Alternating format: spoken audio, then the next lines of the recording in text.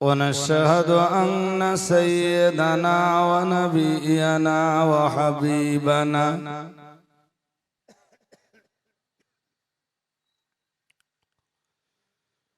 ومولانا محمدا صلى الله عليه وسلم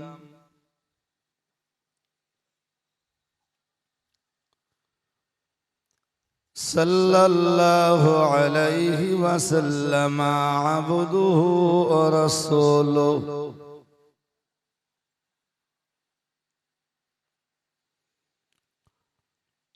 الذي أرسله بالحق بشيرا ونذيرا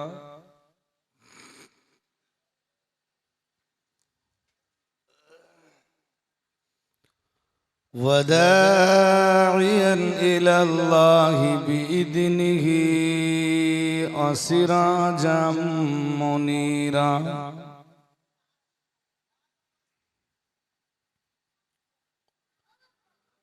فأعوذ بالله من الشيطان الرجيم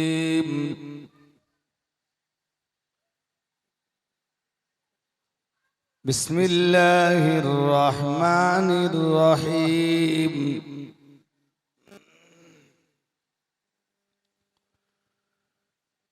إن الله وملائكته يصلون على النبي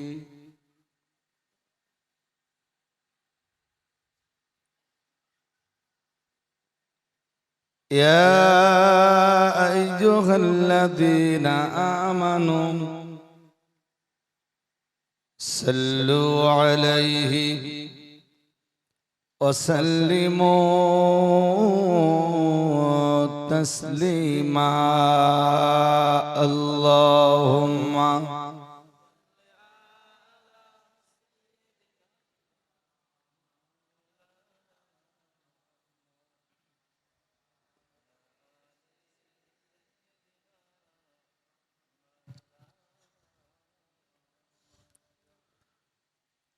محمد بشر ليس كالبشر يقوت حجر ليس كالحجر اللهم صل على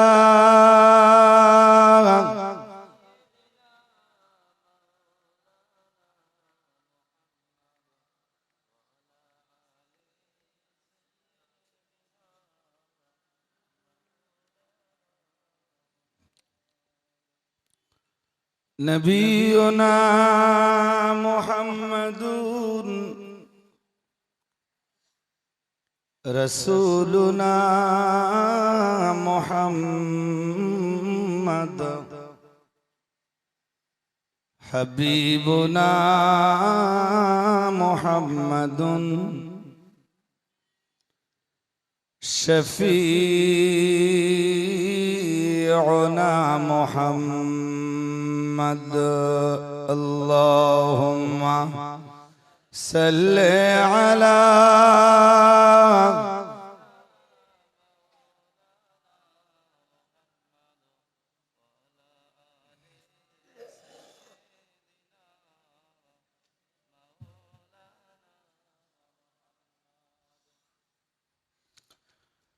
جاءنا محمد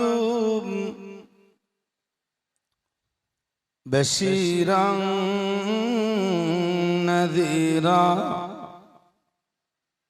صلوا عليه كثيرا كثيرا اللهم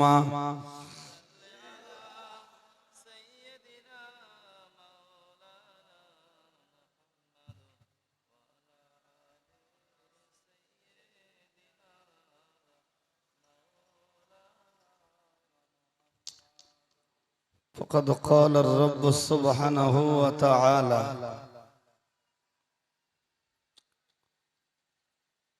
يا أيها الذين آمنوا اتقوا الله حق تقاته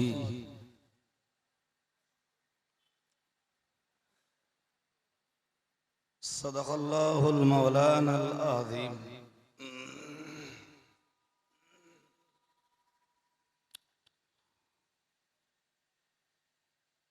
وقال رسول الله صلى الله عليه وسلم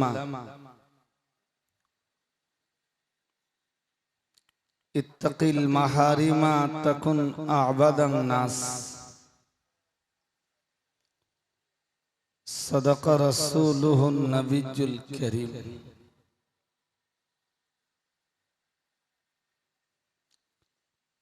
প্রধান অতিথি মাননীয় মুফতি সাহেব হুজুর কেবলা,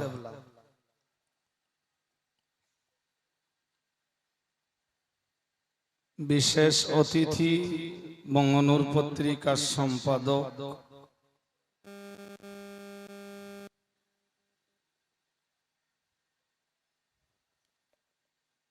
বাঙালি মুসলিম জাতির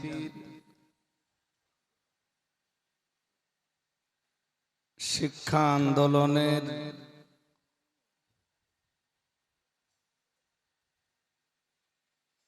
বিশিষ্ট সংগ্রামী নেতা মুফতি আব্দুল মাতিন সাহেব,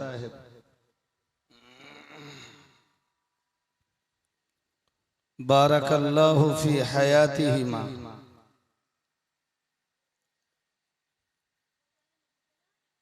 বলুন আমিন। এতটা মানুষ আপনারা আছেন, ফিডব্যাকটা আর একটু ভালো হতে হবে।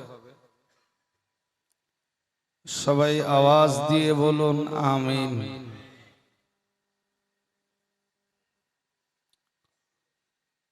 অন্যান্য ওয়াইদিনে কেরাম, সম্মুখে বসা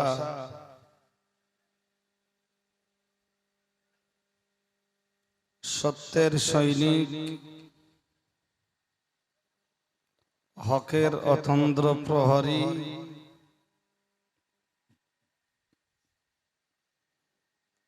ধর্মজ্ঞান অনুসন্ধানী,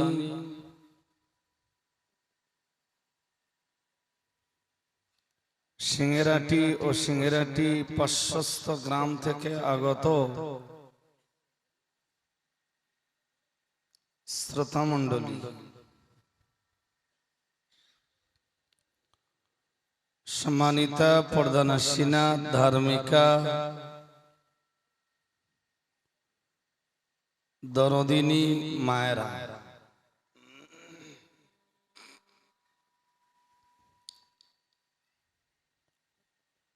আল্লাহ পাকের দরবারে শুকরিয়া, যিনি রাতের আকাশকে এ জলসা মজলিস পরিচালনার উপযোগী বানিয়েছেন। বলুন আলহামদুলিল্লাহ। প্রিয় রাসূলের প্রতি সালাত ও সালামের নজরানা প্রেরণ করি। সকলে পড়ি সাল্লাল্লাহু, সবাই পড়ুন, আলাইহি ওয়াসাল্লাম। হামদ ও নাতের পর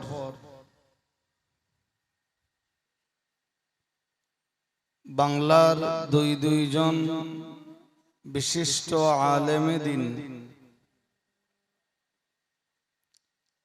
এবং বিদগ্ধ বক্তা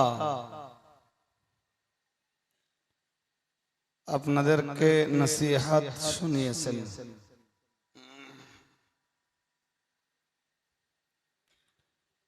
এই দুইজন বক্তার পরে বক্তৃতা করাটা আমার জন্য কিছুটা হলেও বেমানা।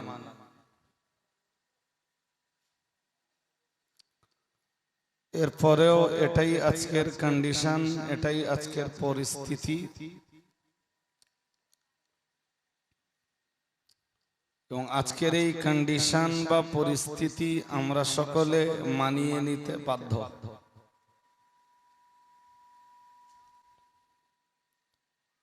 আমি বেশিক্ষণ কথা বলবো না,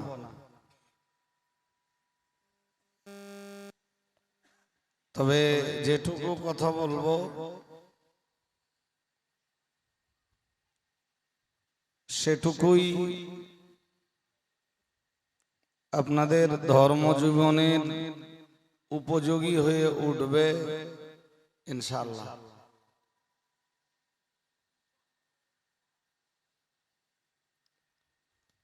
যেটুকু বলবো নিয়ত করছি কোরআন এবং সুন্নাহের আলোকে খুব শান্ত মস্তিষ্কে আপনাদের কাছে উপস্থাপন করবার, বাকি মাওলা মালিক রব্বুল আলামিনের মোবারক মর্জি তিনি মঞ্জুর করুন, বলুন আমিন। শুরুতে অনুরোধ করব মনটাকে স্থির করে কথা শুনুন।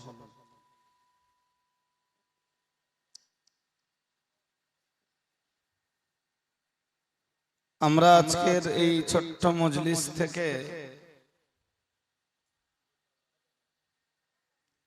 একটা হাদিসের একটা জ্ঞানও যদি জোগাড় করতে পারি, অথবা একটা আয়াতের একটা অংশের ইলম যদি জোগাড় করতে পারি, তবু আমরা লাভবান।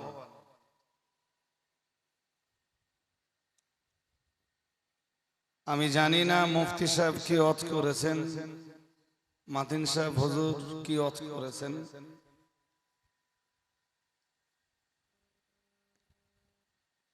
আমি আমার মতো শুরু করছি। কোরআনুল কারীম হলো আমাদের সংবিধান।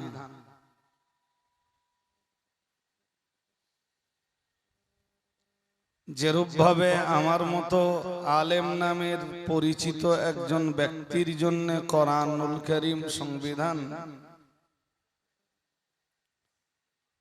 ঠিক অনুরূপ ভাবে কোরআনুল কারীম আপনাদের জন্যও সংবিধান।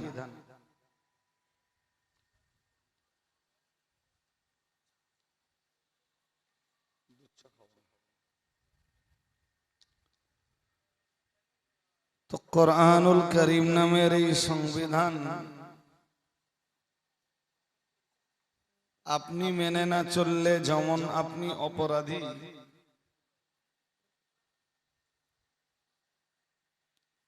আমার মতো আলেম নামের ব্যক্তিও মেনে না চললে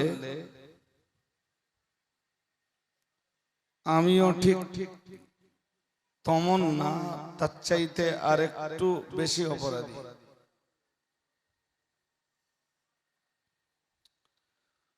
কারণ আপনার সাথে আমার পার্থক্য হলো আমি কিছুটা হলেও কোরআন বুঝি, আর আপনি কোরআন বোঝেন না।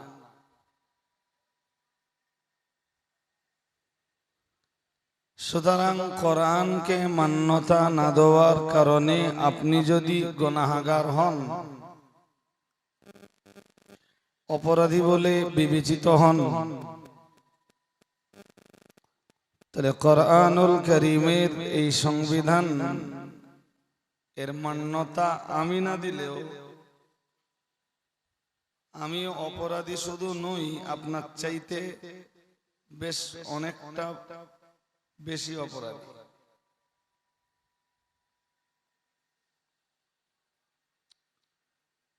দুই নম্বরের শুরুতে আর একটা কথা একটু বুঝে রাখুন। কোরআনুল কারীমের 28 পারা সূরাতুস সফের ভিতরে আল্লাহ বলেন, ইয়া আইয়ুহাল্লাযীনা আমানু, হে পৃথিবীর ঈমানওয়ালা মানুষের দল, লিমা তাকুলুনা, তোমরা কেন তা বলো, কেন তা বলে বেড়াও, মা লা তাফআলুন, যেটা নিজেরা তোমরা করো না। ঈমানদারদেরকে ডাক দিয়ে আল্লাহ বলেন, তোমরা নিজেরা যেটা না করো সেটা মানুষকে কেন তোমরা উপদেশ দিয়ে বেড়াও। পরি আল্লাহ বলেন, কাবুরা মাকতান ইনদাল্লাহ, এটা আল্লাহর কাছে অত্যন্ত ঘৃণ্য যে আন তাকুলু মা লা তাফআলুন, তোমরা মানুষকে যা বলে বেড়াবে নিজেরাই সেটা করবা না, এটা আল্লাহর কাছে খুবই ঘৃণ্য, এটা আল্লাহর কাছে অত্যন্ত ঘৃণার।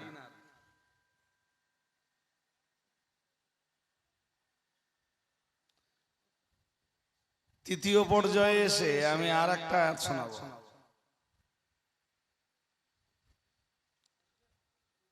সূরাতুল বাকারার এক আয়াতে শরীফায় আল্লাহ বলেন, আতা'মুরুনা নাসা বিল বিররি, আল্লাহ বলেন তোমরা মানুষকে ভালো কাজের উপদেশ দিচ্ছ, ওয়া তানসাউনা আনফুসাকুম, আর এই ভালো কাজ করার কথা নিজের বেলায় ভুলে যাচ্ছ। খুব মন দিয়ে শুনুন কথা। আতা'মুরুনা নাসা বিল বিররি ওয়া তানসাউনা আনফুসাকুম, জিজ্ঞাসা চিহ্ন।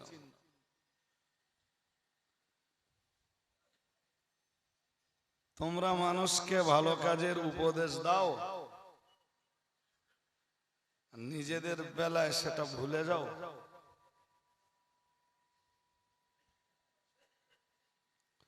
ওয়া আনতুম তাতলুনাল কিতাবা, অথচ তোমরাই কিতাব পড়ো। আফালা তাকিলুন, তোমরা কি বোঝো না? তোমরা কি নির্বোধ? তোমরা কি বোধ শক্তিহীন? তোমাদের কি বুদ্ধি, বিবেক, বিবেচনা শক্তি কিছু নেই?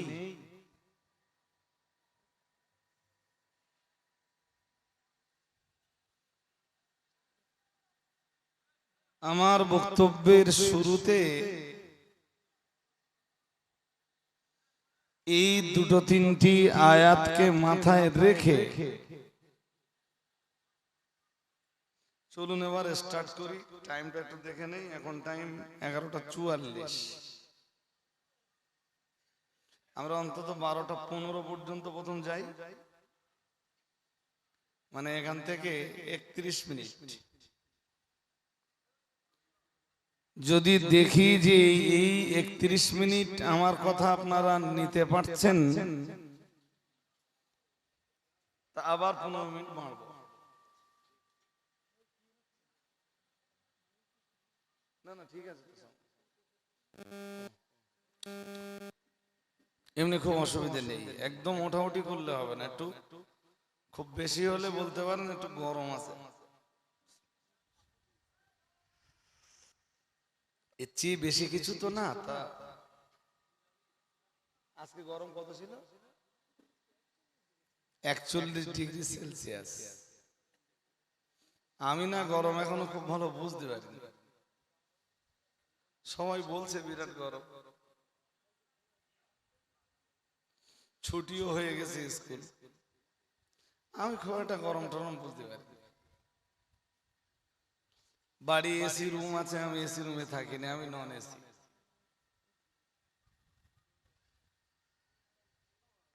ওপরে একটা পাখা চলে, আলহামদুলিল্লাহ, কোনো ব্যাপার নেই।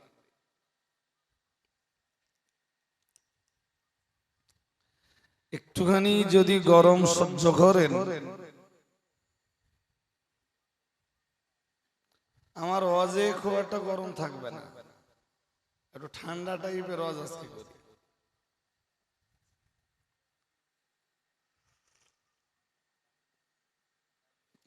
রসুল পাকের একজন বিখ্যাত সাহাবী হলেন হযরত আবু হুরায়রা রাদিয়াল্লাহু তাআলা আনহু। তিনি সাইয়্যিদুর রুয়াত, যার বাংলা মানে রাবি, রাবি সম্রাট। রাবি মানে হাদিসের বর্ণনাকারী। তিনি হাদিস, রসুল পাকের হাদিস যারা বর্ণনা করেছেন তাদের সম্রাট বা লিডার। সুবহানাল্লাহ।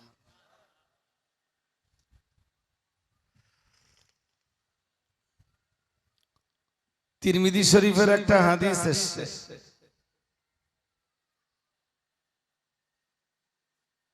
মনোযোগ আছে নাকি? মনোযোগ না থাকলে বলো, কথা বলা পুরো হয়ে গেল। সুনান তিরমিজিতে একটা হাদিস এসেছে,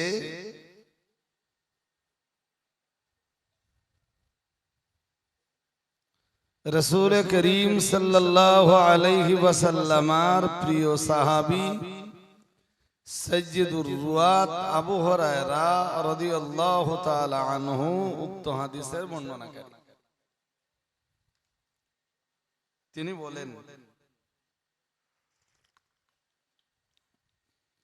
রাসূল পাক সাল্লাল্লাহু আলাইহি ওয়াসাল্লাম একদিন সাহাবীদেরকে বললেন, মান ইয়াখুযু আন্নী হাউলাইল কালিমাত। নবীজি বললেন, কে আছো তোমাদের ভিতরে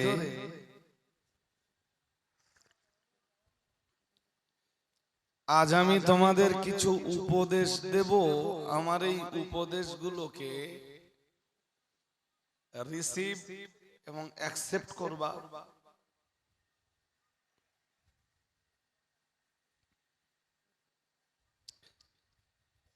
এরপরই বললেন, ফায়ামালু বিহিন্না, আমি যে উপদেশগুলো দেব এইগুলোর রিসিভ, অ্যাকসেপ্ট এবং এর উপরে আমল করবা।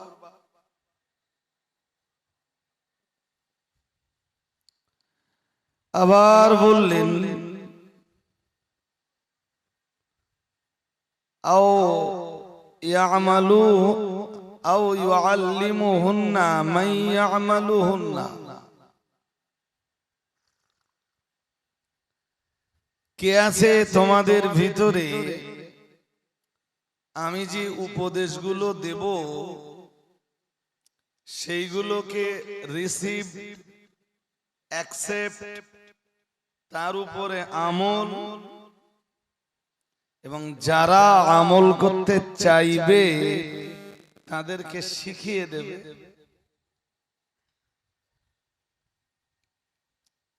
তিনটি কাজ। প্রথমটা, কে আছো আমার উপদেশগুলো গ্রহণ করবা। দ্বিতীয় কাজ, কে আছো ওই কথাগুলির উপরে আমল করবা। তৃতীয় কাজ, কে আছো আমার ওই উপদেশাবলীর আমল যারা করতে চাইবে তাদেরকে শিখিয়ে দেবে। পুরো মজলিস নীরব।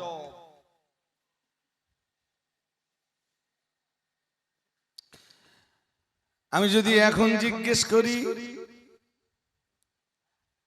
সিংহেরাটির এই মজলিসে আজকের কে আছেন, রসুলের সেই উপদেশগুলোর মেসেজ আমি আপনাদেরকে পৌঁছে দেব, কে আছেন? গ্রহণ করবেন, আমল করবেন, এবং যারা আমল করতে চাইবে শিখিয়ে দেবেন। দেখি এই মজলিসে কে আছে।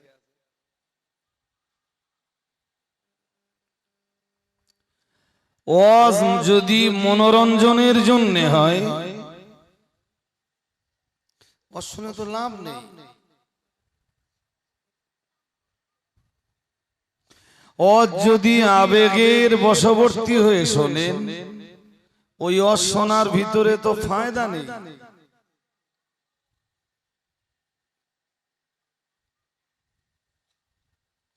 পুরো মজলিস নীরব,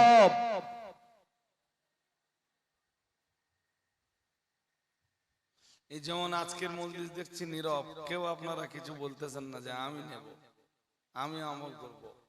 যারা আমল করতে চাইবে আমি মেসেজটা তাদের কাছে পৌঁছে দেব।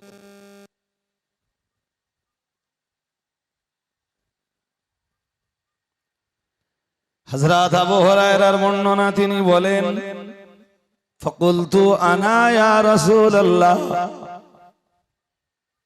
রাসূলের মজলিস যখন নীরব আমি রাসূলুল্লাহকে বললাম, ইয়া রাসূলুল্লাহ ইয়া হাবিবাল্লাহ খুদুর, আপনি আজকের দিনে যে উপদেশগুলো দিবেন হুজুর, ওই উপদেশগুলো আমি গ্রহণ করব, আমার নিজের জীবনে আমল করব, নিজের জীবনটাকে আপনার এই উপদেশাবলী দিয়ে সাজিয়ে তুলব।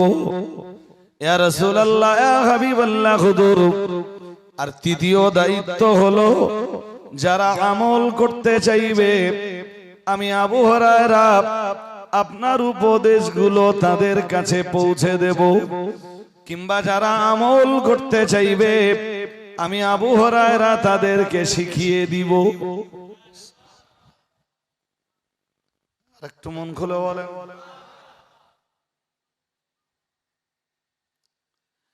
শোনার আগে না একটা স্বচ্ছ মন তৈরি করুন যে আমি ওই ব্যক্তি হব। আজকে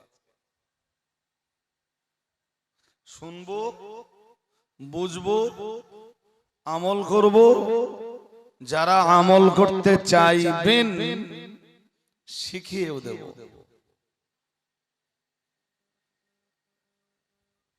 ওয়াজ বেশি না। হযরত আবু হুরায়রা বর্ণনা করেন, প্রিয় নবী মুহাম্মদুর রাসূলুল্লাহ সাল্লাল্লাহু আলাইহি ওয়াসাল্লাম এর পরে ফাখাযা বিয়াদি, রাসূলুল্লাহ আমার হাত ধরলেন।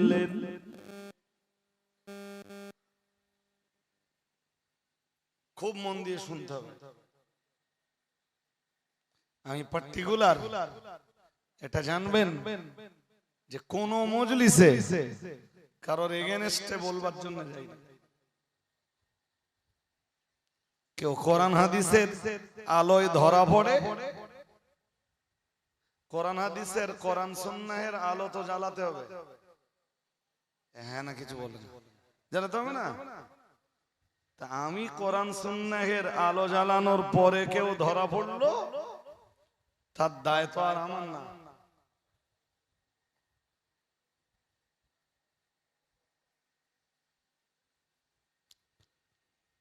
আবু হুরায়রা বললেন, আমি, রাসূল হাতটা ধরলেন।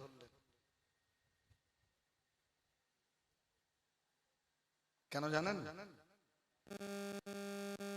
এই হাত ধরে কিছু বললে তার মনোযোগ বাড়ে। কি বাড়ে? বিষয়টার গুরুত্ব বাড়ে।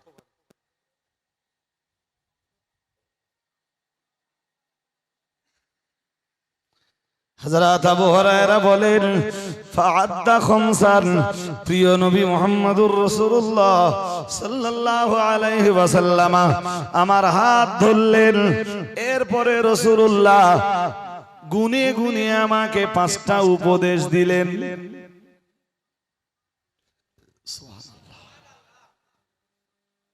মন খুলে বলুন কটা? জীবন কামাল হয়ে যাবে যদি ওই 5টা বিষয়ের আমল করা যায়, বা ওই 5টি জিনিস দিয়ে যদি নিজের জীবনকে সাজানো যায়।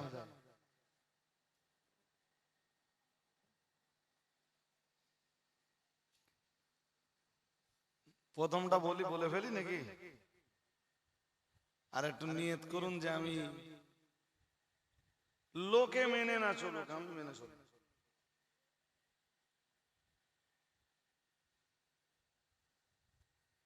ওয়াজ এক গাদা লাগে না ভাই।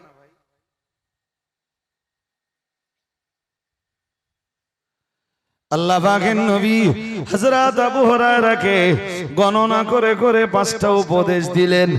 1 নম্বরে বললেন ইত্তাকিল মাহারিমা তাকুন আ'বাদান নাস।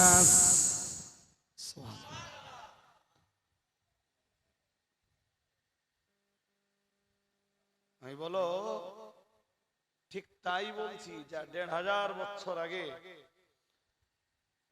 কম বেশ 1500 বছর আগে রাসূলুল্লাহ হযরত আবু হুরায়রাকে বলছেন হাত ধরে, মজলিস ভরা সাহাবী, তাদের মাঝখানে রাসূল আবু হুরায়রাকে হাত ধরে বলছেন, এই আবু হুরায়রা ইত্তাকিল মাহারিমা, হারাম জিনিসকে পরহেজ করে চলো। কি জিনিস সবাই বলেন? আল্লাহ পাকের নবী বললেন ইত্তাকিল মাহারিমা। ও সাহাবী আবু হুরায়রা, আমি মুহাম্মাদুর রাসূলুল্লাহ সাল্লাল্লাহু আলাইহি ওয়াসাল্লাম তোমায় বলছি আবু হুরায়রা, তুমি হারাম জিনিসগুলো নিজের জীবন থেকে বাদ দিয়ে চলো। আমি মুহাম্মাদুর রাসূলুল্লাহ সাল্লাল্লাহু আলাইহি ওয়াসাল্লাম, আমি আল্লাহ পাকের নবী বলছি, হারাম জিনিস যদি তোমার জীবন থেকে তুমি বাদ দিয়ে চলতে পারো, আমি আল্লাহ পাকের রাসূল বলছি তাকুন আ'বাদান নাস। আল্লাহ পাকের রাসূল বললেন, ও আবু হুরায়রা, তুমি হারাম জিনিস তোমার জীবন থেকে বাদ দিয়ে চলতে পারলে তবেই তো আল্লাহর আকাশ আর আকাশের নিচে আর আল্লাহর জমিনের উপরে তুমি শ্রেষ্ঠ ইবাদতকারী।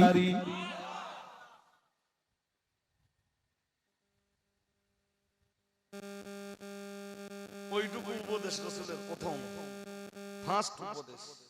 গুনে গুনে কটা উপদেশ দিলেন? 5টা। প্রথম উপদেশ কি? হারাম বাদ দাও, হারাম থেকে পরহেজ করো।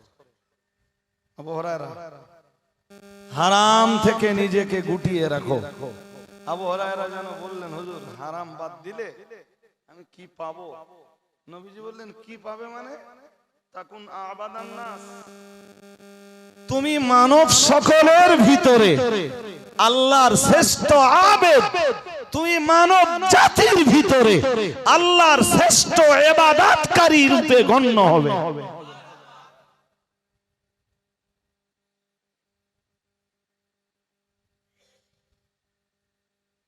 এই কথাটা তাফসীর অনেক। আমি 2 নম্বরে পরে যাব। প্রথমটা তো হয়েছে নাকি? হ্যাঁ না বলো। প্রথমটা হয়েছে, প্রথমটার একটু ডিসকাস করি। কোরআনের আয়াত হলে আরবিতে তার ব্যাখ্যাকে বলে তাফসীর, আর হাদিসের ব্যাখ্যাকে বলে তাশরীহ বা তাওদীহ।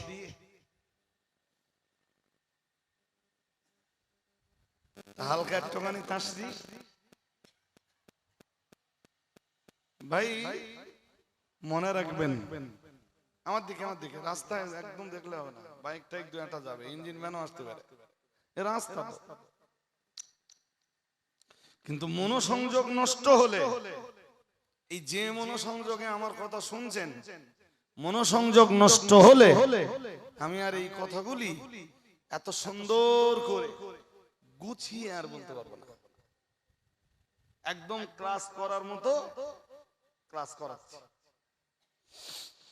হারাম এক রকমের নয়, কিছু হারাম রয়েছে চোখের হারাম আছে না নেই, যেগুলো দেখা হারাম। কিছু হারাম রয়েছে শোনা হারাম।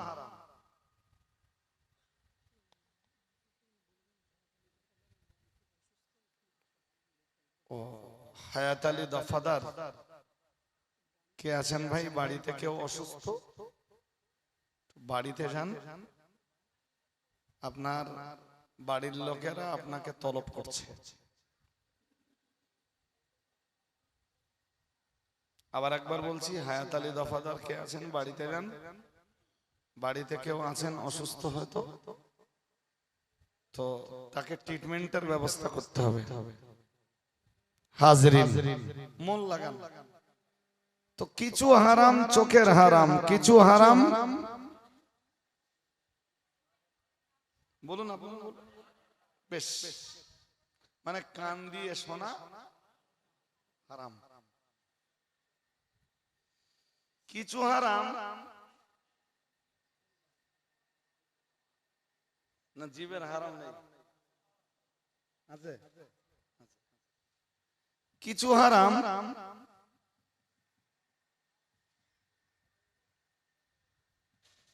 ওই জীবের সাথে সম্পৃক্ত, কিন্তু কথা বলার সাথে সম্পৃক্ত নয়, বরং স্বাদ নেওয়ার সাথে সম্পৃক্ত। হারাম টাকার খাবার কিনে সেই টাকার স্বাদ নয়, হারাম।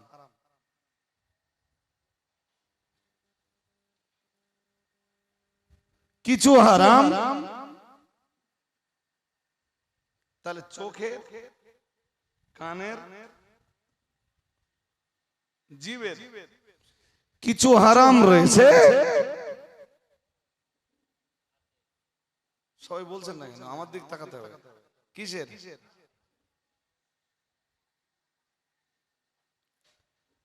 আবার কিছু হারাম রয়েছে পায়ের।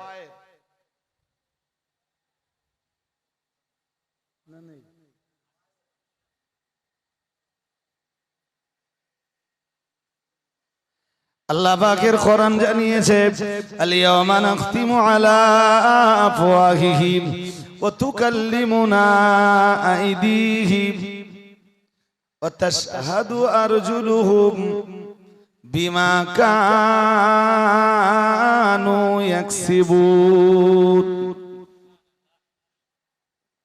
মহান আল্লাহ জানিয়েছেন, আল-ইয়াওমা নাখতিমু আলা আফওয়াহিহিম, মহান আল্লাহ জানিয়েছেন সেদিন আমি আল্লাহ তাদের জবানগুলোকে সিল করে দেব।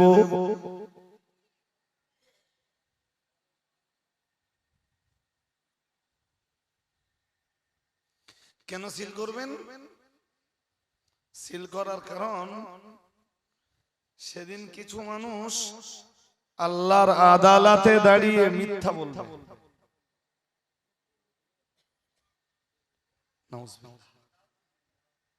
আর একটু জোর করে বলুন। মিথ্যা বলবে। এই পৃথিবীর কিছু মানুষ আছে মিথ্যা বলা যাদের অভ্যাস।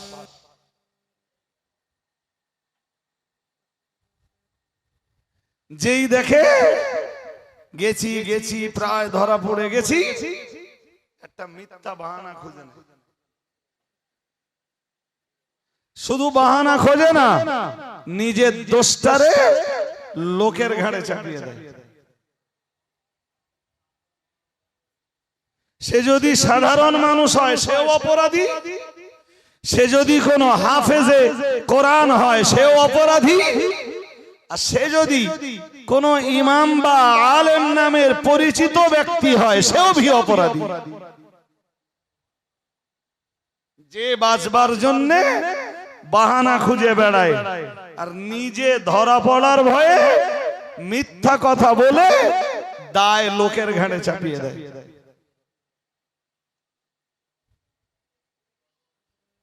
যেটা আমি করতে চাইনি গো, অমুক আমারে জোর করে করিও।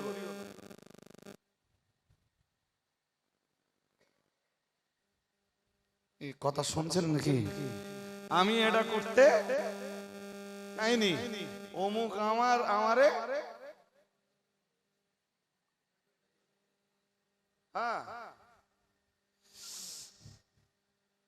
এ চরিত্র ইবলিসের।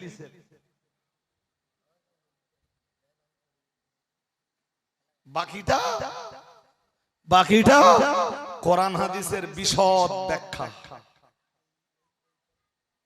একদম ডু নট ডিস্টার্ব। জি, বাকিটা বিশদ ব্যাখ্যা কোরআন হাদিসের। ইবলিসই প্রথমবার সাজদা আদমকে দেয়নি। আদমকে মিন্স কেবলা রূপী আদমকে সাজদা তো দেয়নি, অপরাধ তার। অথচ সে তার অপরাধ নিজে বাঁচবার জন্য, নিজের অপরাধ ঢাকবার জন্য সেই অপরাধটাকে আদম নবীর উপরে চাপিয়ে দেয়।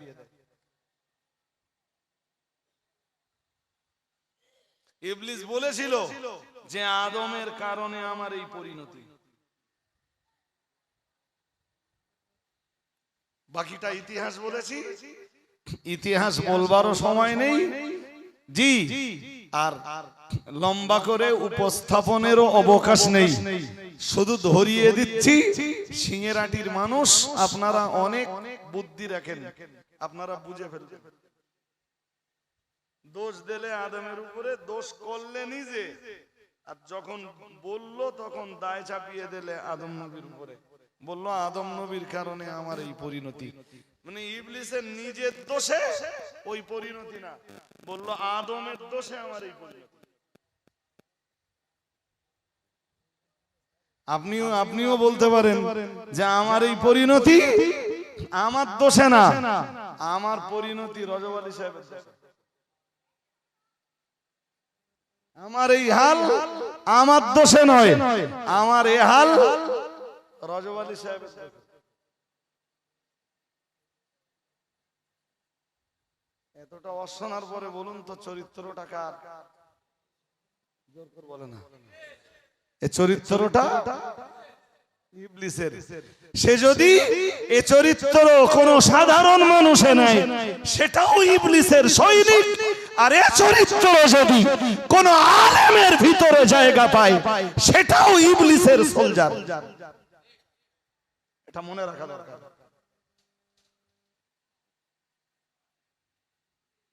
কোরআন তাই বলেছে। তাই শুরুতে বলেছিলাম, মনে আছে যে তুমি কোরআনের বিরোধিতা করলে তুমি যেমন অপরাধী, কোরআনের সংবিধানের বিরোধিতা যদি আমিও করি, আমিও অপরাধী কম নই। বরং আমি কোরআন জানা মানুষ, কোরআন বোঝা মানুষ, কোরআন প্রচার করা মানুষ। তাই আমি অপরাধ করলে অপরাধী আমি আল্লাহর কাছে আরো। জোর করে বলুন, এবার মনে পড়ছে? লোকেরে উপদেশ দেওয়ার বেলায় উপদেশ দাও, আর নিজের বেলায় মনে নেই সে কথা। কি বলেছিল মনে আছে? কি চ্যাম্পিয়ন করে আল্লাহ জানিয়েছেন, ইয়া আইয়ুহাল্লাযীনা আমানু, হে দুনিয়ার ঈমানওয়ালা মানুষের দল, লিমা তাকুলুনা মা লা তাফআলুন। আল্লাহ পাক রব্বুল আলামিন জানিয়েছেন, কেন তোমরা সে কথা মানুষের কাছে বলে বেড়াও যা তোমরা নিজেরা করো না। আল্লাহ পাক রব্বুল আলামিন জানিয়েছেন, কাবুরা মাকতান ইনদাল্লাহ, মহান আল্লাহ জানিয়েছেন এটা আল্লাহর কাছে অত্যন্ত ঘৃণ্য। আন তাকুলু মা লা তাফআলুন, নিজে নিজেরা তোমরা যা না করবা, যে কাজ নিজেরা না করবা, সেটাই তোমরা মানুষের দ্বারে দ্বারে বলে বেড়াবে। আল্লাহ পাক রব্বুল আলামিন জানিয়েছেন এটা আল্লাহর কাছে অত্যন্ত ঘৃণ্য। আমি আর একটা আয়াত শুরুতে আপনাদেরকে পড়েছিলাম, মহান আল্লাহ জানিয়েছেন আতামুরুনান নাসা বিল বিররি, আল্লাহ পাক রব্বুল আলামিন জানিয়েছেন তোমরা মানুষকে সৎ কাজের উপদেশ দান করো, ওয়া তানসাউনা আনফুসাকুম, মহান আল্লাহ জানিয়েছেন, আল্লাহ পাক রব্বুল আলামিন ঘোষণা দিয়েছেন আর নিজেদের বেলায় সেটাকে ভুলে যাও। জিজ্ঞাসার চিহ্ন।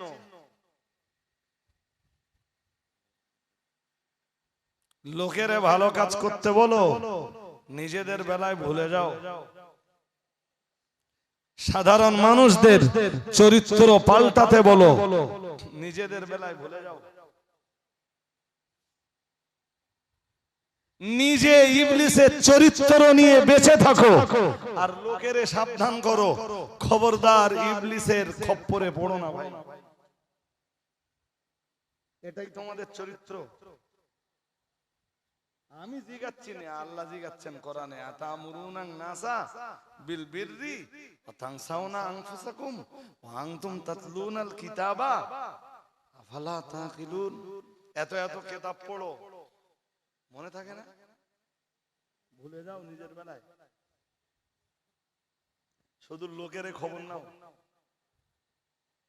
সাধারণ লোকগুলোরে ইবলিসের সোলজার মনে করো আর নিজেরা ইবলিসের টুপি পরে বসে থাকো।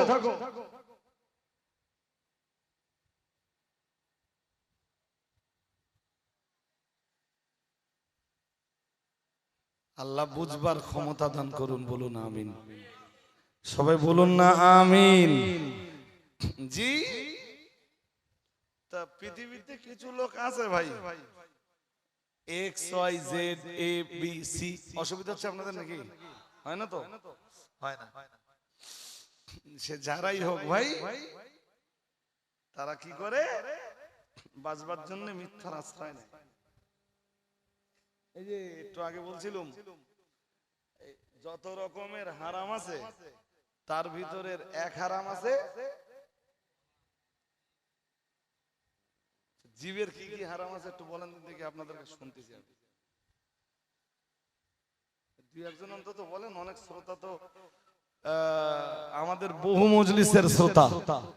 জি, শুধু বহু মজলিসের শ্রোতা না, বুদ্ধিমান, চতুর, চালাক, আমলকারী শ্রোতাও মজলিসে আছেন। একটু বলুন দিন যে আমি একটু শুনে দেখি আপনাদের কাছে, জীবের কি কি হারাম আছে এটা শুনতে যাচ্ছি। আবু হুরায়রাকে রাসূলুল্লাহ যে এক নম্বর নসিহতটা শোনালেন, ইত্তাকিল মাহারিমা, ও আবু হুরায়রা হারাম বাদ দাও। কি বাদ দাও বলুন? হারাম জীবন থেকে বাদ দাও, তুমি শ্রেষ্ঠ আবেদ হতে পারবা, শ্রেষ্ঠ ইবাদতকারী রূপে গণ্য হতে পারবা। এই যে শ্রেষ্ঠ আবেদ জামায় নয়, শ্রেষ্ঠ আবেদ টুপিতে নয়, শ্রেষ্ঠ আবেদ রুমালে নয়, শ্রেষ্ঠ আবেদ তাসবিতে নয়, তাসবিহ দানাতে নয়, শ্রেষ্ঠ আবেদ জি লেবাসে নয়, পোশাকে নয়, স্টাইলে নয়। ১৫০০ বছর আগে রাসূল বললেন শ্রেষ্ঠ আবেদের নমুনা তার তাকওয়া, তার পরহেজগারিতায়। আরেকটু মন খুলে বলুন। আঙ্গা তো টুপি দেখলি মাথা কাজ করে। জি, টুপি দেখেই হুমড়ি খেয়ে পড়ি।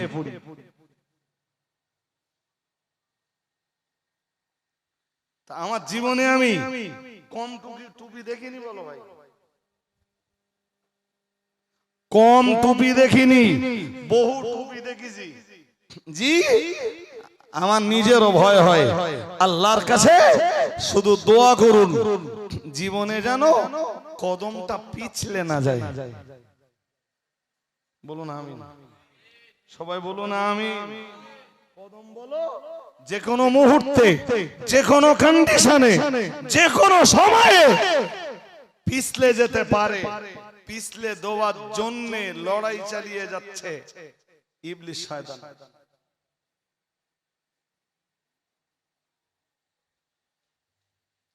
ওই সেই ইবলিস কত হাফেজের হেফজ নষ্ট করে দিল, কত কত সাধকের সাধনা নষ্ট করে দিল, কত পীরের পীরত্ব নষ্ট করে দিল। ওই সেই ইবলিস, যে ইবলিস কত কত মানে কত ইমামের ইমামাতকে ধ্বংস করে দিল।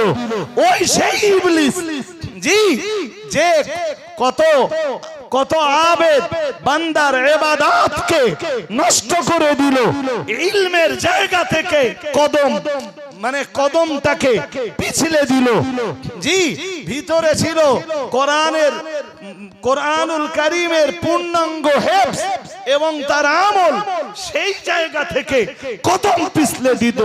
কত কামেল পীরের পীরত্বের জায়গা থেকে জি, নিজেও আল্লাহর সাধক বান্দা, নিজে ন্যায়ের জায়গাতে প্রতিষ্ঠিত ভক্ত অনুরক্ত মুরিদিন মুহিব্বিনদেরকে ন্যায়ের পথের সত্যের পথের দিকে মানুষকে রাস্তা দেখাতো।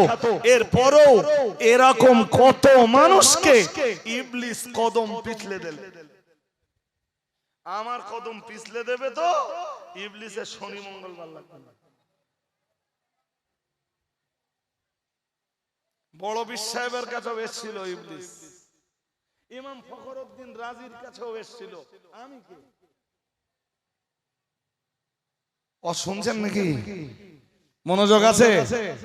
জি, এ কথাগুলো সচরাচর হর মজলিসে বলবার মতো কন্ডিশন হয় না। তাই জনগণের কাছে দোয়া চাইছি যে কখনো যেন কদম পিছলে না যায়। আল ইস্তিকামাতু খায়রুম মিন আলফি ইবাদাতিন। এই কারণেই ইস্তিকামাত ন্যায়ের উপরে প্রতিষ্ঠিত থাকা, আদালতের জায়গাতে কায়েম থাকা, সত্যের জায়গাতে প্রতিষ্ঠিত থাকা 1000 ইবাদতের চাইতেও শ্রেষ্ঠ।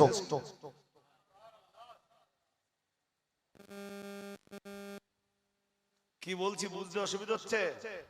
হ্যাঁ, কত লোক দেখলুম ইমাম ফখরুদ্দিন রাজি হুজুরের ইন্তেকালের সময় ইবলিস এলো হুজুরের ঈমান ছিনিয়ে নিতে, হুজুরের পদস্খলন ঘটাতে। বড় পীর সাহেবের কাছে ইবলিস এসে হাজির হলো। বড় পীর সাহেব হুজুর কিবলা রাহমাতুল্লাহ আলাইহিকে পদস্খলন ঘটাতে বড় পীর সাহেব বুঝতে পারলেন ইবলিসের খপ্পর থেকে বেঁচে গেলেন। ইমাম ফখরুদ্দিন রাজি বুঝতে পারলেন ইবলিসের খপ্পর থেকে বেঁচে গেলেন।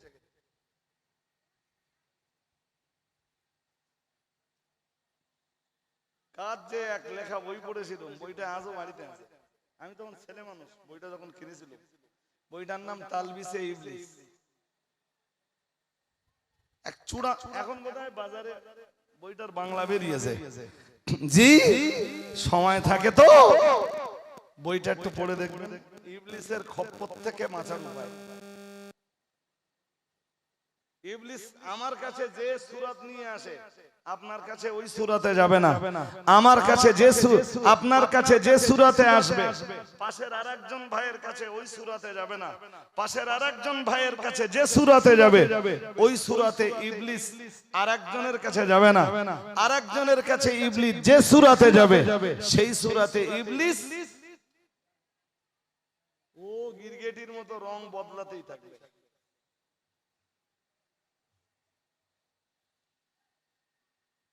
সুতরাং সাবধান, শুধু আপনারা না বলো, আমরাও কি কিছু বলেন, আমরাও কি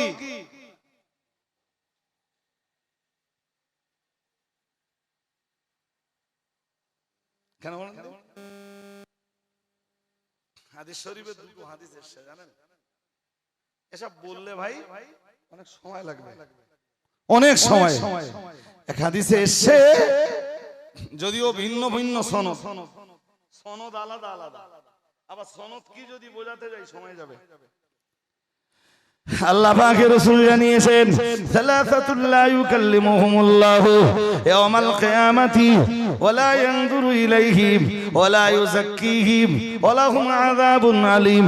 মুহাম্মাদুর রাসূলুল্লাহ সাল্লাল্লাহু আলাইহি ওয়াসাল্লাম আমার আল্লাহর নবী জানিয়ে দিয়েছেন, ও আমার সাহাবীরা মনে রাখো, আমি মুহাম্মাদুর রাসূলুল্লাহ সাল্লাল্লাহু আলাইহি ওয়াসাল্লাম আমি আল্লাহ পাকের নবী বলছি, সালাসাতুল লা ইউকাল্লিমুহুমুল্লাহ ইয়াওমাল কিয়ামাহ, কিয়ামতের দিন আল্লাহ তিন শ্রেণীর মানুষের সঙ্গে কথা বলবেন না, ওয়ালা ইয়ানজুরু ইলাইহিম, ওই তিন শ্রেণীর মানুষের দিকে মহান আল্লাহ ভালোবাসার নজরে দেখবেন না। নবী আমার আবার জানিয়ে দিয়েছেন, ওয়ালা ইউযাক্কিহিম, ওই তিন শ্রেণীর মানুষের দিকে আল্লাহ ভালোবাসার নজরে যেমন দেখবেন না, আবার জানিয়েছেন ওদের গুনাহগুলিকে আল্লাহ ক্ষমা করবেন না। ও বাবাজিরা ভাইরা, নবী আমার আবার জানিয়েছেন ওয়ালাহুম আযাবুন আলীম, আর ওদের জন্য রয়েছে সেদিন আল্লাহর পক্ষ থেকে অত্যন্ত যন্ত্রণাদায়ক শাস্তির ব্যবস্থা।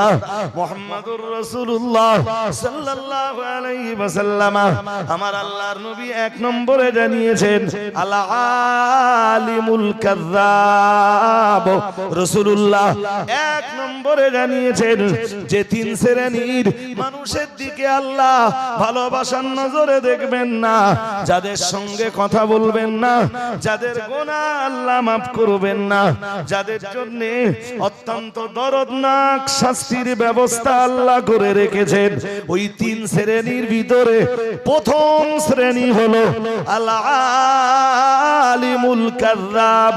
রাসূলুল্লাহ জানিয়েছেন মিথ্যাবাদী আলেম। প্রসঙ্গত একটা কথা সিঙ্গারাটির লোকেরা মনে রাখুন, এটা কি মিথ্যা? কি কিসের হারাম? জোর করে বলুন। সুতরাং আমি বক্তব্যের প্রাসঙ্গিকতা বলো হারিয়ে ফেলি। প্রাসঙ্গিকতা কি ছিল আমার মনে রয়েছে, জীবের হারাম।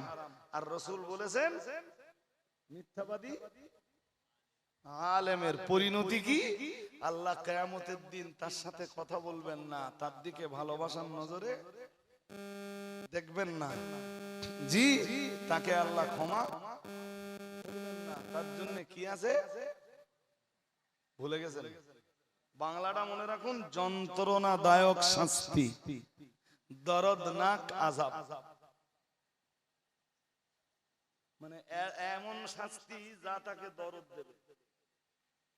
দরদ বুঝো? বুঝো না? আগেকার লোকে এসব বলতো, কোন জায়গায় ব্যথা হলে বড্ড দরদ। এসব শব্দের ব্যবহার এখন সমাজে কিছু কিছু ভাই আগেকার লোকে বলতো, সেসব শব্দ নেই। যেমন বলতো অসুখ হয়েছে, রোগ শোক হলে কি বলতো? অসুখ। এসব শব্দের ব্যবহার আস্তে আস্তে সমাজ থেকে উঠে যাচ্ছে, বহু জিনিস উঠে যাচ্ছে সমাজ থেকে। মানুষ সব এখন বেশি স্টাইল দিতে শিখেছে, ভাষার স্টাইল, কথার স্টাইল, চলার স্টাইল। শুধু জীবনটা মিথ্যায় ভরা।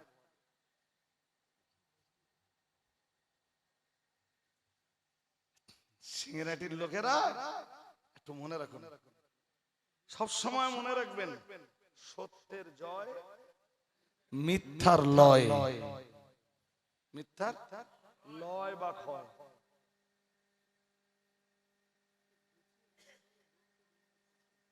সত্যের যতই গুছিয়ে বলুন, লয় হবেই, আজ অথবা আজকে আমি গুছিয়ে মিথ্যা কথা যাদের কাছেই বলবো, ওদের কাছেই একদিন প্রমাণ হবে যে এই মিথ্যাবাদী। বিশ্বাস হয়? অপেক্ষা করুন। তা যদি না হয় তাহলে কোরআন সুন্নাহের থিওরি ঠিক নয়। কিন্তু দুনিয়ায় সবাই মিথ্যাবাদী বলে গণ্য হলো, কোরআন আর সুন্নাহের থিওরি কখনো মিথ্যা বলে গণ্য।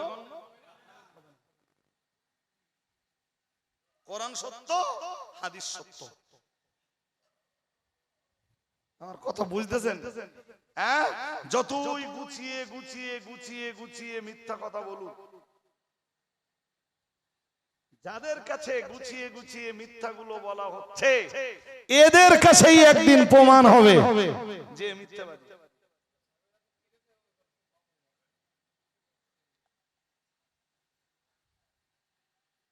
মা বই যাবে বলো, সস্তা ব্যাপার, বিরাট সস্তা, তাই না? জি, তাই উত্তরটা লেলাও একেবারে আমার কাছে। উত্তরটা নিতে আর দেরি করে কি হবে? কিছু রাত আছে ভাই, যে রাতগুলোতে আল্লাহ গুনাহ মাফ করে। কাদের? তওবাকারীদের। কাদের? হ্যাঁ, সত্যি সত্যি মাফ করে দেয়।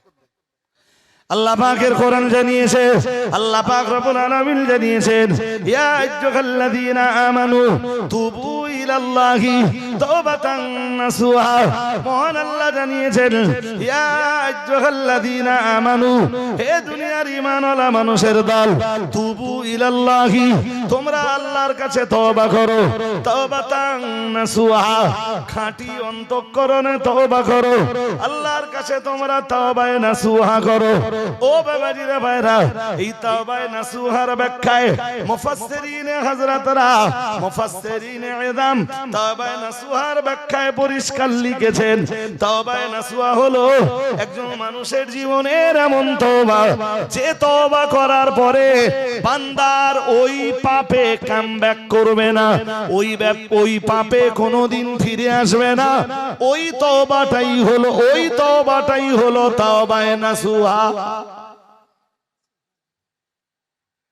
আমিও তো বলছি তওবা কবুল হয়, আমি কখন বললাম তওবা কবুল হয় না? যেখানে কোরআন বলেছে তওবা বান্দা তওবা করলে কবুল হয়, যেখানে হাদিস বলেছে তো বান্দা তওবা করলে কবুল হয়, আমার সেখানে অধিকার আছে নাকি এই কথা বলার যে তওবা করলে আল্লাহ নেবে না? আমিও বলছি নেবে, তার শর্ত আছে। কি আছে? কথা বলেন না কেন? কি আছে? কি শর্ত জানো? একজন লোক মদ খাচ্ছে,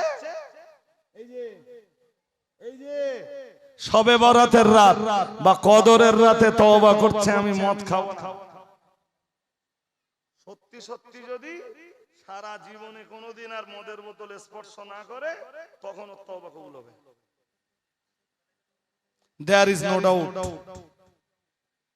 No? আমি হাফেজ নই, তবে মনে হয় যে তওবা সংক্রান্ত যত আয়াত আছে জিজ্ঞেস করলে বলতে পারবে, আর বলতে না পারলেও পড়লে বুঝতে পারবে। আর আমার এই মোবাইলের ফোল্ডারে সব এক জায়গায় করা আছে, কোন বিষয়ের কি আয়াত আছে সব হয়তো এক জায়গায় করতে পারিনি। এরপরেও বলছি, আমি নিজে হাফেজ না হলেও আপনি পড়বেন বলে দেব যে এই আয়াতের বিষয়ে। বাকি ইচ্ছাকার জোর করে বলুন। কোরআন শরীফের 24 পারা সূরা জুমার, বলুন বলুন। এই আপনি তুলে ধরলেন তাই বলতেছি যে মিথ্যা কথা বলে নেব আর আল্লাহ সব কি করবে? তওবা করবার। তওবাটা কি? তওবাটা যে কি আমার দেশের বহু মৌলবী তো জানে না। আর আমি ঠিক বলছি।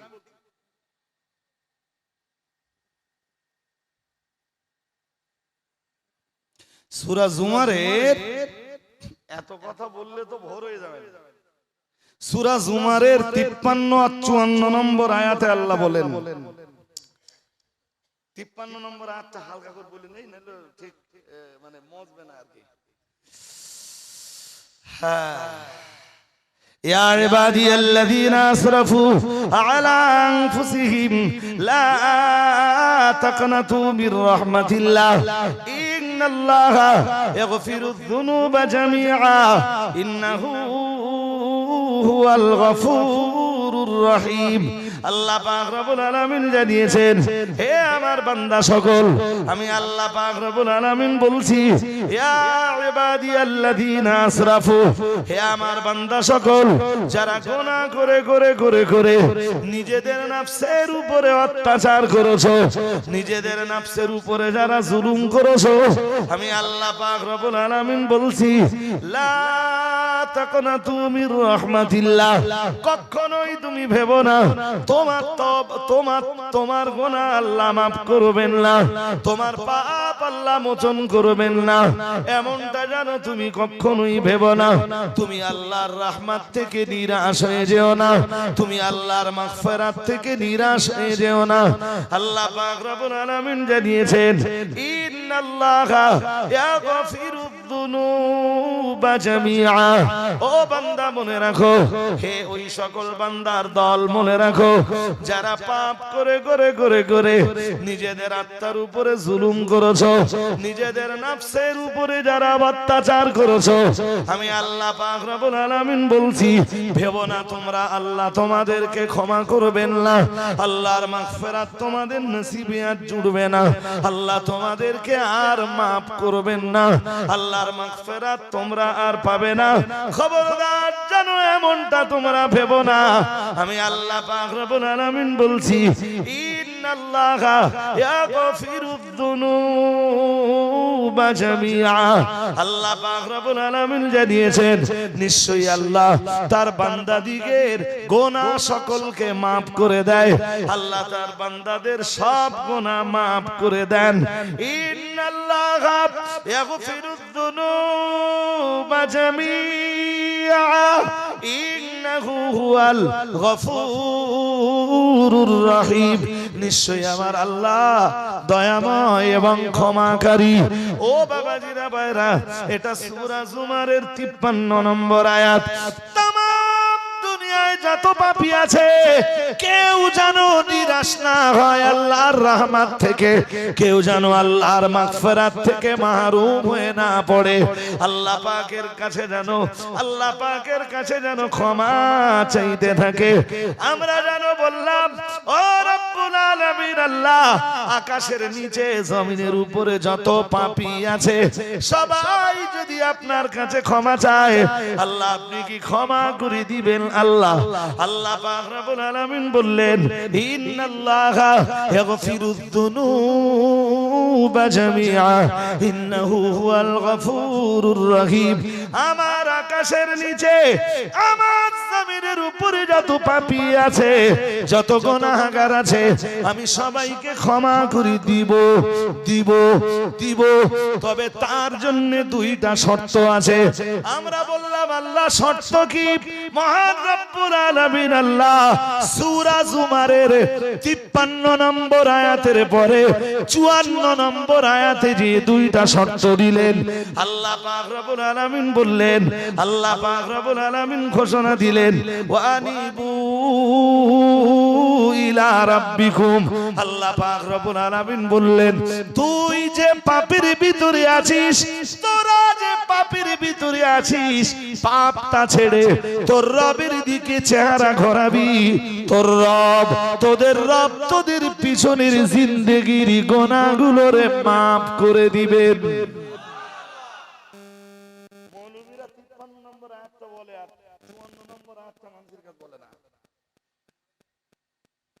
দেখবেন অধিকাংশ মৌলভী এসে আয়াত পড়ে, লা তাকনাতু মির রাহমাতিল্লাহ ইন্নাল্লাহা ইয়াগফিরুয যুনুবা জামিআ ইন্নাহু হুয়াল গফুরুর রহিম। মানুষ মনে করে যে আল্লাহ সব ক্ষমা করতেছে। মৌলভী ঠিক বুঝিয়েছে? কথা বলো না কেন? 53 নম্বর আয়াতের পরে কিছু আছে না নেই? যেই আয়াত মৌলভী বলবে, মৌলভী যেন খেয়াল করে যে এই আয়াতের আগে বা পরে কি আছে, নইলে সেই মৌলভীর জন্য কোরআন দিয়ে ওয়াজ করা যায় না। মৌলভী যদি আগের বা পরের আয়াতের খবর না পায়, সেই মৌলভী যেন কোরআন দিয়ে ওয়াজ বিভ্রান্ত। আর 53 নম্বর আয়াতে আল্লাহ বলেছেন তুই আমার রহমত থেকে নিরাশ হবি না। তোর কত বছরের পাপ? 50 বছরের, আমি ক্ষমা করে দেব। কত বছরের পাপ? 100 বছরের গুনাহ আমি তোরে maaf করে দেব। দুইটা শর্ত আছে। আমরা বললাম কি কি শর্ত? আল্লাহ 54 নম্বর আয়াতে প্রথম শর্ত দিলেন, বললেন ওয়ানিবু ইলা রাব্বিকুম। তুই যে পাপের আসক্তায় ছিলি, পাপটা ছেড়ে দিবি। পাপ ছেড়ে তোর রবের দিকে চেহারা ঘোরাবি। সুবহানাল্লাহ। আরেকটু মন খুলে। হ্যাঁ, তুমি মিথ্যা বলছিলে, আজও বলতেছো, ভবিষ্যতে বলবা, আল্লাহ তোমার ক্ষমা করতেছে। তুমি সেই মিথ্যার উপরে অটল থাকবা, অবিচল থাকবা, প্রতিষ্ঠিত থাকবা। আর আল্লাহ তোমার তওবা কবুল করলেছে। হ্যাঁ না, জোর করে বলো না কেন? কবুল করলেছে। হ্যাঁ, তোমারে আল্লাহ ক্ষমা সেই দিন করবেন যেদিন তুমি মদের বোতল টান মেরে ফেলে দিয়ে তোমার রবের চেহারার দিকে তুমি ফিরে আসবা। যেদিন তুমি তোমার রবের কুদরতি চেহারার দিকে তাকাবা, মদের বোতলটাকে টান মেরে ফেলে দিয়ে তোমার রব তোমার 30 বছরের মদ খাওয়া গুনাহ মাফ করে দিবেন। আমি তো একবারও বলিনি মাফ করবেন না, আমি বলেছি মাফ করবে না, কথা একবারও বলেছি। আমিও তো বলছি মাফ করে দেবে। শর্ত আছে না? হ্যাঁ, মৌলভী শর্তের কথা বলে না।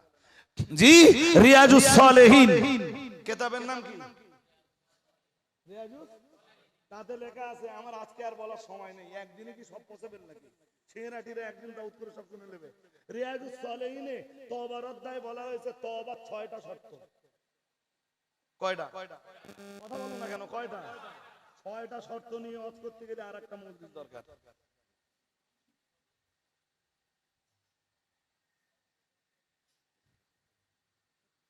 মৌলবীও এসব খবর পায় না, আর মৌলবী যারা অনুসরণ করে তারাও তো সব খবর পায় না।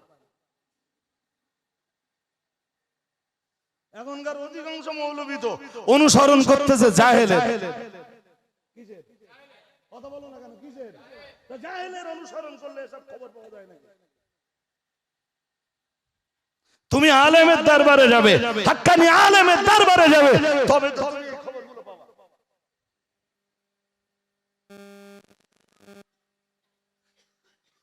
জি, সুতরাং অসুবিধা হচ্ছে আপনাদের নাকি? হ্যাঁ, প্রথম শর্ত ওটা, মানে সরাসরি কোরআন থেকে যে শর্তগুলো আমরা পাই। দ্বিতীয় শর্ত ওয়া আসলিমু লাহু। প্রথম শর্ত কি? পাপ ছাড়ো, রবের দিকে চেহারা ঘোরাও। দ্বিতীয় শর্ত কি? একটা লোক মদ খেত, নামাজও পড়তো না, ও মদ ছেড়ে দেবে, নামাজও পড়বে। আগে মদ খেত, রোজা রাখতো না, এখন রোজাও রাখবে। আল্লাহর আইনের কাছে আত্মসমর্পণ। আল্লাহর আইনের কাছে কি? ও শুধু যদি মদ ছেড়ে দেয়, ও তওবা না, ও তওবাও করা লাগবে, আল্লাহর আইনের কাছে আত্মসমর্পণও। হ্যাঁ, বাকি যত আল্লাহর যত আইন আছে তামাম আইনের কাছে আত্মসমর্পণ করা লাগবে। মদও খেত, সুদও খেত, মদও ছাড়া লাগবে, এখন সুদও।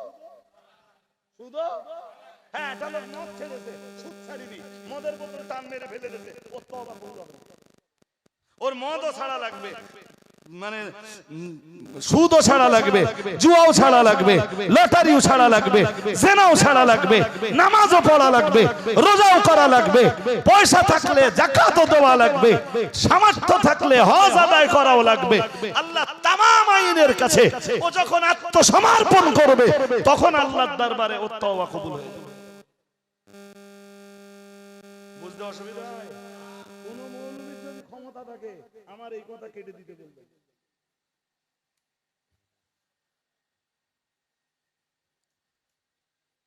এদেশে তো চলে অধিকাংশ বাংলা মৌলবী।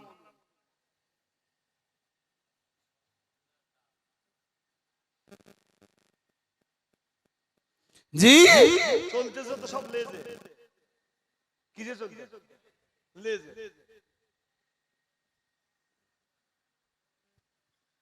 সুতরাং এই সমস্ত কথা বলে মানুষকে বোকা বানানোর চেষ্টা করে কোনো লাভ নেই, কোনো লাভ নেই। জি, আর মিথ্যা বলে যদি, মনে রাখবেন, মিথ্যা বলে যদি, মিথ্যা দিয়ে যদি জনগণকে বোকা বানিয়ে ধর্ম থেকে সরিয়ে দেওয়া হয়, তাহলে ওর তওবা কি জানো? প্রকাশ্য ময়দানে জনগণকে বলা লাগবে যে আমি সেদিন মিথ্যা বলে আপনাদেরকে বিভ্রান্ত করেছিলাম, আমি আল্লাহর কাছে তওবা করেছি, আপনাদেরকে এখন বলছি আমাকে আপনারা ক্ষমা করুন, আর আমি সেদিন যে রাস্তাটা দেখিয়েছিলাম ওই রাস্তাটা সঠিক না, এখন যেটা বলতেছি এইটা সঠিক, তবে ও তওবা করবে।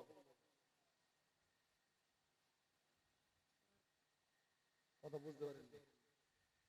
সাধারণ লোকের মিথ্যা বলা আর মৌলবীদের ধর্মের নামে মিথ্যা কথা বলা দুটো এক।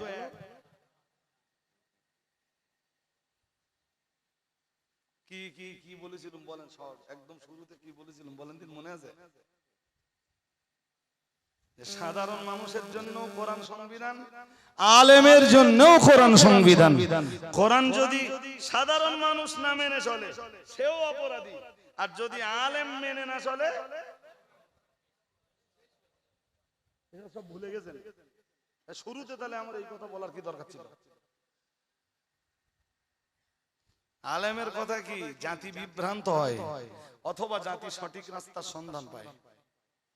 যেই মৌলানা, যেই আলেম জাতিকে বিভ্রান্ত করে মিথ্যা দিয়ে, কারণ নামে তহমত দিয়ে, কারণ নামে অপবাদ দিয়ে, কারণ নামে গীবত করে, জি, কিংবা নামিমাতের মতো কঠিন গুনাহ করে, যখন জাতিকে কোন মৌলানা, কোন আলেম, কোন হাফেজ, কোন মুফতি, কোন কারি, কেউ যখন জাতিকে বিভ্রান্ত করে, প্রকাশ্য জাতির কাছে ক্ষমা চাইতে হবে। ক্ষমা তো সে আল্লাহর কাছে চাইবে, প্রকাশ্যভাবে জাতিকে বলতে হবে যে আমি এই মিথ্যা কথা দিয়ে তোমাদেরকে বিভ্রান্ত করেছিলাম, এখন আমি সঠিক রাস্তার সন্ধান পেয়েছি। তোমরা ভাই আমার সেদিনের দেখানো সে রাস্তায় চলো না, বরং আজকে যেটা বলছি তোমরা এই রাস্তাটা ধারণ করো। আমার কথা বুঝতেছেন? আগের ওই কথা উল্টো করা লাগবে, প্রোপাগান্ডা রটিয়ে, মিথ্যা তহমত দিয়ে, মিথ্যা অপবাদ দিয়ে, মিথ্যা রটনা করে জাতিকে যে বিভ্রান্ত করা হয়েছে, তার জন্য জাতির কাছেও ক্ষমা চাওয়া লাগবে, তবে আল্লাহ ক্ষমা করবেন। ক্ষমা খুব সোজা পেয়ে গেছে, বলো হ্যাঁ? এই জন্য তো মৌলবী খুব সাবধান, খুব খুব খুব খুব সাবধান।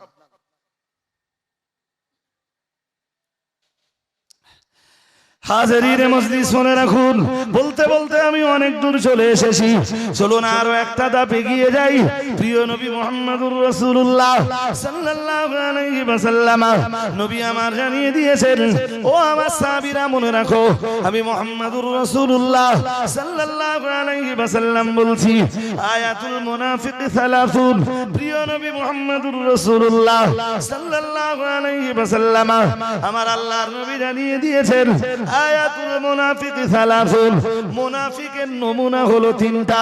আল্লাহ পাক রব্বুল আলামিনের রাসূল জানিয়েছেন, এক নম্বরে জানিয়েছেন ইদা হাদাসা কাযাবা। এটা ইমাম বুখারী যেমন সহিহ সনদে তার সহিহ বুখারীতে জায়গা দিয়েছেন, ঠিক তথাই বছর ইমাম মুসলিম রাহমাতুল্লাহ আলাইহি একই রাবী একই বর্ণনাকারী থেকে তিনি তার সহিহ মুসলিমেও এই হাদিসটা জায়গা করে দিয়েছেন। প্রিয় নবী মুহাম্মদুর রাসূলুল্লাহ সাল্লাল্লাহু আলাইহি ওয়াসাল্লাম নবী আমার জানিয়ে দিয়েছেন, হে আমার সাহাবীরা মনে রাখো, আমি আল্লাহ পাকের রাসূল বলছি, আয়াতুল মুনাফিকি সালাসুন। আল্লাহ পাকের রাসূল জানিয়েছেন মুনাফিকের তিনটে নমুনা। কয়টা? এক নম্বরে রাসূলুল্লাহ জানিয়েছেন ইদা হাদাসা কাযাবা।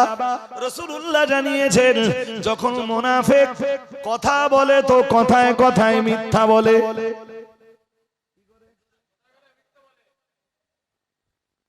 চলুন কোরআন দেখি, কোরআনের 28 পারা সূরা মুনাফিকুন। মুনাফিকদের চেনার জন্য আল্লাহ কোরআনুল কারীমে আলাদা একটা সূরাই নাযিল করেছেন। সূরাটার নাম সূরাতুল মুনাফিকুন। নাম কি? এই সূরার ওয়াজ কোনদিন শুনেছেন? কিচ্ছু শুনেন। অথচ সিংহাটির লোকেরা মনে করতেছে কি যে হুজুর কাছে ওয়াজ, যত ওয়াজ আছে সব শুনে ফেলেছি। আল্লাহ সূরাতুল মুনাফিকুনের প্রথম আয়াতে বলেন ইন্নাল মুনাফিকিনা লাকাযিবুন। আল্লাহ বলেন মুনাফিক যারা হয় ওরা মিথ্যাবাদী হয়। কি হয়?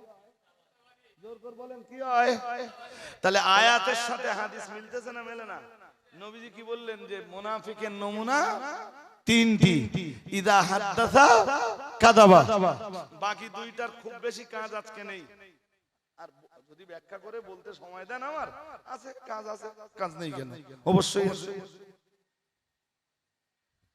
বাট মুনাফিকের ফার্স্ট নমুনা যখন কথা বলে সে আল্লাহ কোরআনের সূরাতুল মুনাফিকুন, জি এই সূরাটায় আল্লাহ তাই বলেছেন। আল্লাহ পাক রব্বুল আলামিন জানিয়েছেন ইন্নাল মুনাফিকিনা লাকাযিবুন। আল্লাহ পাক রব্বুল আলামিন জানিয়েছেন নিশ্চয়ই মুনাফিকরা মিথ্যাবাদী। ও বাবাজিরা ভাইরা, আমি আপনাকে ওটাই বলছিলাম। আমি একটা কথা বলতে বলতে প্রসঙ্গক্রমে অন্য খানিকটা রাস্তা ধরেছিলাম। চলুন এবার বিষয়টায় ফিরে আসি। একবার বুঝিয়ে বুঝিয়ে বলেছিলাম মানে সত্যের জয় আর মিথ্যার ক্ষয়, এটা আজকে যদি আপনি চোখে নাও বা দেখতে পান, আগামী দিনে দেখতে পাবেন।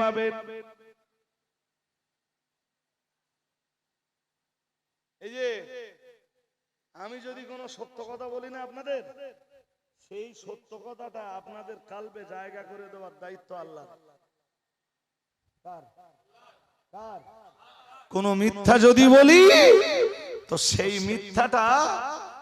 মিথ্যা আপনাদের কল্প থেকে জি অমিট করে দেওয়ার দায়িত্বটাও।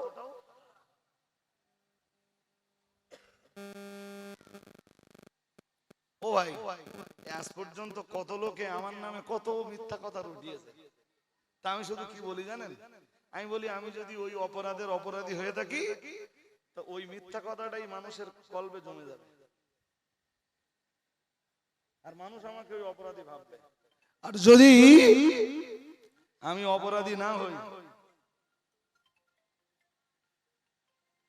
আমি যদি অপরাধী না হই, তাহলে যে মিথ্যাগুলো আমার নামে বলা হচ্ছে ওই মিথ্যাগুলো আল্লাহ মানুষের অন্তর থেকে অমিট করে দেবে। তবে দুটো নসিহত, আধ ঘন্টা ওয়াজ করবো বলেছিলাম না, 1 ঘন্টা হয়ে গেছে। চলুন দুটো নসিহত। হযরত মুসা আলাইহিস সালাম এক কঠিন পিরিয়ডে তিনি তার মায়ের কোলকে আলোকিত করলেন। গোটা ইসরাইল জাতির মাঝে তখন চলছে ফ্রাউনি তাণ্ডব। কন্যা সন্তান হলে তাকে বাঁচতে দিত তারা, যদিও কিন্তু পুত্র সন্তান হলে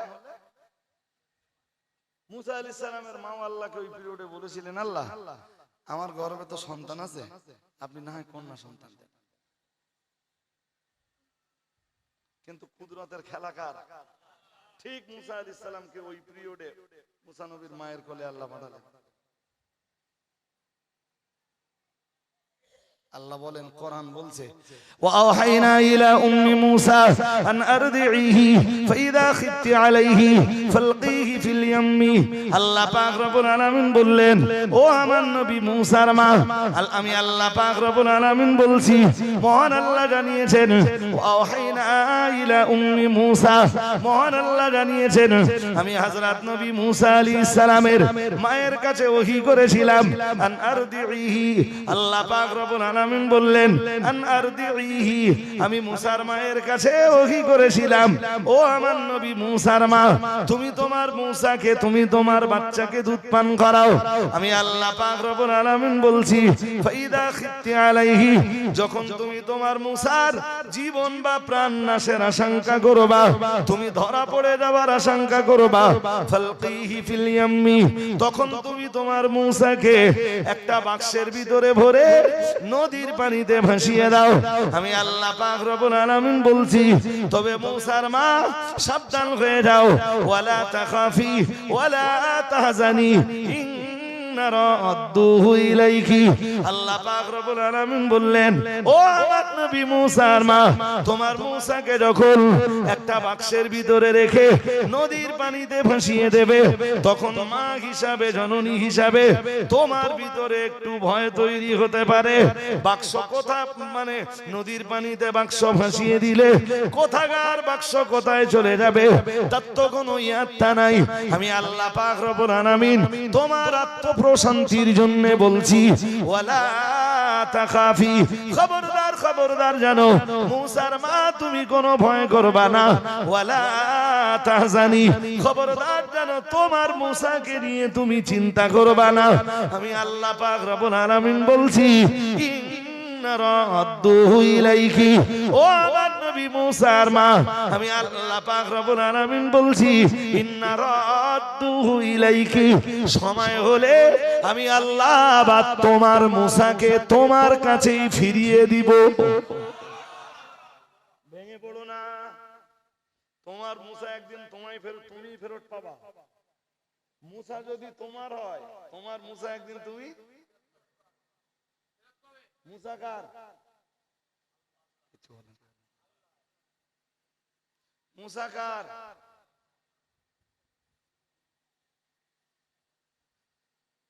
আল্লাহ বললেন, ইন্না রাদ্দুহু ইলাইকা, তোমার মুসারে তুমি একদিন, তোমার মুসা মানে কার মুসা? হ্যাঁ, মুসার মাকে বলছেন, মুসা তোমার মুসা, সুতরাং তোমার মুসাকে তুমি একদিন, ভেঙে পড়ো না, তোমরাও একদিন তোমার গা হারিয়ে যাবা, মুসা খুঁজে পাবা, তার জন্য সময় লাগবে। কে লাগবে? সময় লাগবে না? আল্লাহর কুদরতের খেলা তো একটু দেখবা, তো দেখবে না? কথা কয় না? যদি কোরআনে বিশ্বাস নয়, আমার আর কিছু করার নেই।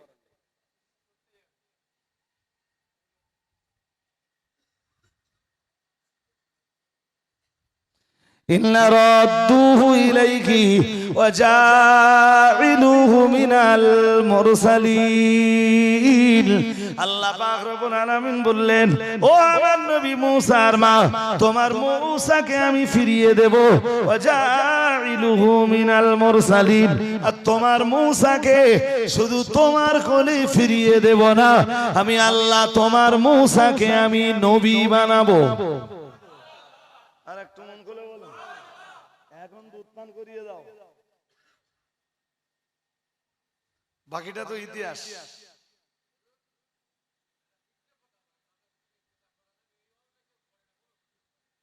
একটা তাদের বুঝে না,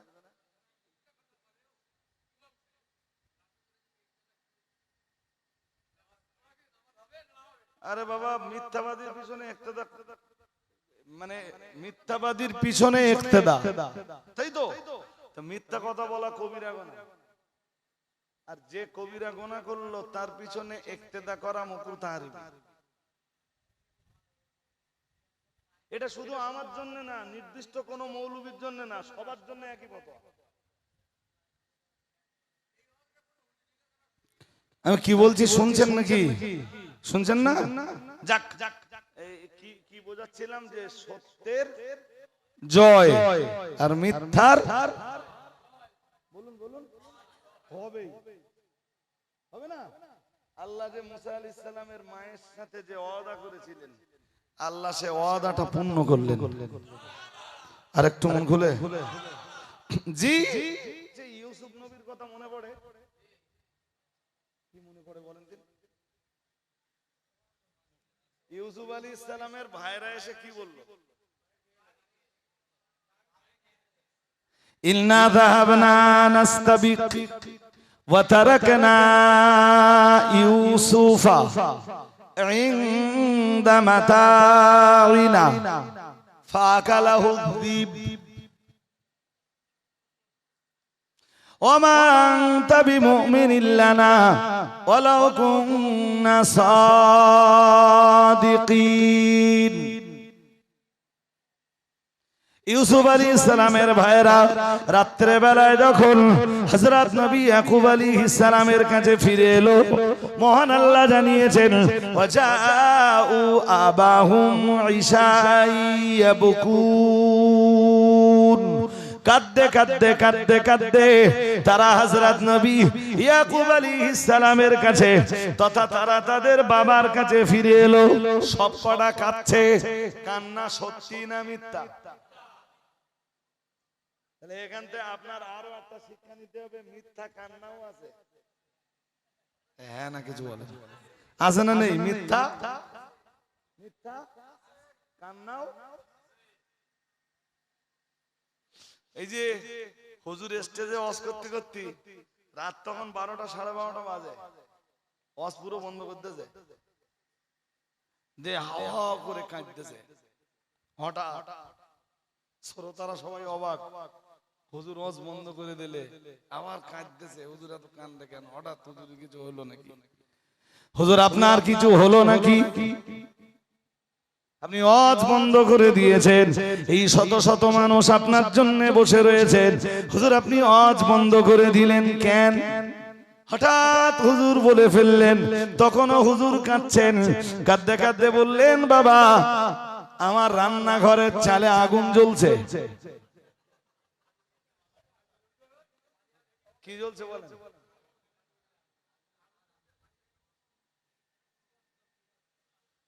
হ্যাঁ আমি দেখতে পাচ্ছি বাবা। বলেন আমার রান্নাঘরের চালে যদি আগুন জ্বলে আমি কি আর রস করতে পারবো? পরের দিন সেই গ্রামের লোক গেছে হুজুরের বাড়ি দেখতে, দেখে কিচ্ছু না। কেস কি? কেস হুজুর একটা টাইম গিন্নিরে বলে দিয়েছে যে তুই রাত 12টা 12:30টার দিকে রান্নাঘরের চালে আগুন লেগে দিবি। আর আমি ওয়াজ করতে করতে হঠাৎ বন্ধ করে দেবো, জনগণ আমারে পীর বলবে। মিথ্যা কান্নাও, শুধু মিথ্যা কথা না বলো, মিথ্যা কান্নাও আছে। সুতরাং জাতি সাবধান, কমিউনিটি সাবধান। আল্লাহ পাকের কোরআন জানিয়েছে, মহান আল্লাহ ইরশাদ করেছেন ওয়াজাউ আবাহুম ইশাই ইয়াবকুন। আল্লাহ পাক রব্বুল আলামিন জানিয়েছেন ওরা হযরত নবী ইউসুফ আলাইহিস সালামের ভাইরা হযরত নবী ইয়াকুব আলাইহিস সালামের কাছে রাতের বেলায় কাঁদতে কাঁদতে এলো, এসে বলল ইল্লা যাহাবানা নাস্তাবিক, হে আমাদের বাবা আমরা একটু খেলায় গিয়েছিলাম, আমরা একটু দৌড় প্রতিযোগিতায় গিয়েছিলাম, অথবা আমরা একটু খেলাধুলো নিয়ে ব্যস্ত ছিলাম। আর এরপরে আবার ওরা বলল ইন্না যাহাবনা নাস্তাবিক ওয়া তারাকনা ইউসুফা ইনদা মাতাইনা, আমরা আমাদের ভাই হযরত ইউসুফ আলাইহিস সালামকে আমাদের মাল সামগ্রী আমাদের সামানের কাছে বসিয়ে দিয়ে গিয়েছিলাম। খেলতে খেলতে প্রতিযোগিতা করতে করতে আমরা একটু দূরে চলে গেলাম, ফাকালাহুদ্দীব, জঙ্গলের একটা নেকড়ে এসে আমাদের ভাই ইউসুফকে খেয়ে ফেলেছে। বলুন নাউজুবিল্লাহ। ওমা আনতা বিমুমিনিন লানা ওয়ালাউ কুননা সাদিকিন, ওগো আমাদের আব্বা জান, যদিও আমরা সত্যবাদী এরপরে আপনি তো আমাদের কথা বিশ্বাস করবেন না।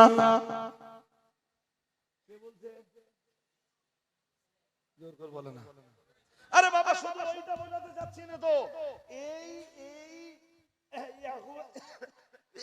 ইয়াকুব আলাইহিস সালামের ছেলেদের এই মিথ্যা বাহানা প্রমাণ হতে সময় কম লেগেছে। জোর করে বলে না। ইউসুফ আলাইহিস সালাম ওখান থেকে মিশরে চলে গেলেন। কোথায়? হ্যাঁ, বছরের পর বছর সেখানে কাটালেন। যখন তিনি যৌবনে পদার্পণ করলেন, জুলাইখা তার উপরে অপবাদ আরোপ করে জেলখানায় পাঠালো। বাকিটা তো ইতিহাস। বছরের পর বছর ইউসুফ আলাইহিস সালাম জেলখানায় কাটালেন, জেলখানা থেকে বার হলেন, মিশরের খাদ্যমন্ত্রী হলেন। জি, কেনানে ততক্ষণে দুর্ভিক্ষ শুরু হলো। তারপরে তো ইউসুফ আলাইহিস সালামের 10টা ভাই মিলে তার আব্বাকে মিথ্যা মিথ্যা যে কান্না কেঁদেছিল সেই কান্না যে মিথ্যা ছিল সেটা প্রমাণ হতে বছরের পর বছর সময় লেগে গেল। জি হিসাব করলে, জি হিসাব কষলে তা 20-40 বছরের বেশি।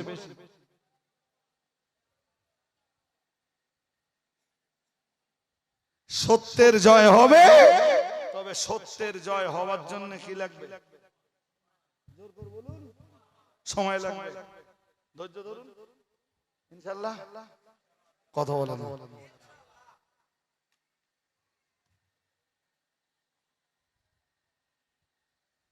আল্লাহ আমাদের বুঝবার তৌফিক দান করুন, বলুন আমিন। আর যদি ধৈর্য হারিয়ে ফেলেন আল্লাহ সাহায্য পাবেন না। কোরআন তো বলেই দিয়েছে, ইন্নাল্লাহা মা'আস সাবিরিন। মহান আল্লাহ জানিয়েছেন নিশ্চয়ই আল্লাহ ধৈর্যশীলদের সঙ্গে আছেন।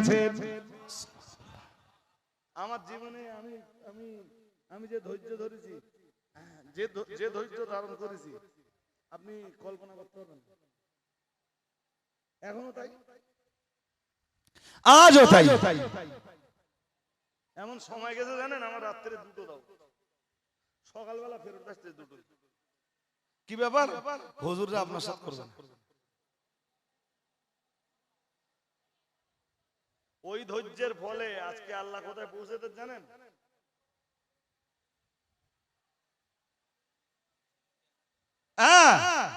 12 বছর, 13 বছর, 15 বছর আগে যারা বলতো হুজুর করবে না আপনার দাওয়াত ফেরাচ্ছি, তারা এখন কি বলে জানেন? হুজুর আপনি দাওয়াত নেন, যে হুজুর আপনার সাথে করবে সেই হুজুর নেব, যে হুজুর না করবে নেব না, যে হুজুর না আসবে তারে মানা করে দেবো, আপনি দাওয়াত নেন। কিসের ফল? ক বছর সময় লেগেছে?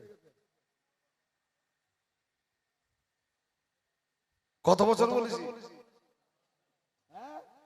এই আমাদের অল ইন্ডিয়া সুন্নাতুল জামাতের আমাদের আরেকটু নিম্নসারির বক্তা যারা, আল্লাহ ক্ষমা করুন, আল্লাহ ক্ষমা করুন, নিম্নসারি বলে ফেলেছি, আল্লাহ ক্ষমা করুন।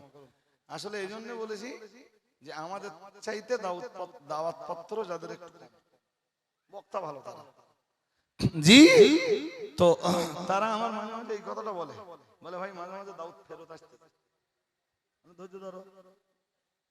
আজকে যারা দাওয়াত ফেরত দিচ্ছে কালকে ওই হুজুরির ফেরত দিতে তোমার খবর নেবে। আজকে তোমার নামে ওরাই মিথ্যা বলছে, তো মিথ্যা বলে তোমার দাওয়াত ফিরিয়ে দিচ্ছে। একদিন ওদের কাছেই তোমার অস্তিত্ব, মানে তোমার অস্তিত্ব, তোমার গ্রহণযোগ্যতা একদিন ওদের কাছে বাড়বে, আর ওই হুজুর একদিন জি ওদের কাছেই নিজের অস্তিত্ব। কি অন্যদিকে মন যাচ্ছে কেন? আমার দিকে দেখেন। ওই হুজুর একদিন ওদের কাছে অস্তিত্ব হারাবে, ঠিক তাই হচ্ছে। জি আমি তো ছেলে মানুষ, আর আমার তো কোনো লেজ টেজ কিচ্ছু নেই। আপনি ভাবতে পারেন যে যাদের লেজ আছে আমার জন্য তাদেরকে মানা করে দিচ্ছে যে হুজুর আপনার আসতে হবে না। আমরা রজব আলী সাহেবকে নিয়ে জলসা চালিয়ে নেব, খুব বেশি হলে আমার বললো হুজুর হয় গাড়িতে একটা বক্তা নিয়ে আসেন। কি হলো? কি বুঝ দিছেন? কি হলো? ও তার ঘোরানোর দরকার আছে? আমি কি ভাবতেছেন যে আমি রাত 1টা বাজে? একদম পসিবল নয়, একদম পসিবল নয়। আবার আসবো সিঙ্গারাটি মানুষদের কাছে। শুনুন, আপনাদেরকে আমরা ভালোবাসি, যখন ডাকবেন ইনশাআল্লাহ আসবো, ইনশাআল্লাহ বলুন। কিন্তু একদিনে সব শুনে ফেলবো এটা ভাবলে হবে না। জি সালামটা পড়ে নেব, পড়ে নে আর একটুখানি কথা বলবো, একটুখানি বাকি আছে, ওইটুকুন ছাড়িয়ে দেবো, দিয়ে দোয়া করবো। উঠে দাঁড়ান। ইয়া নবী সালাম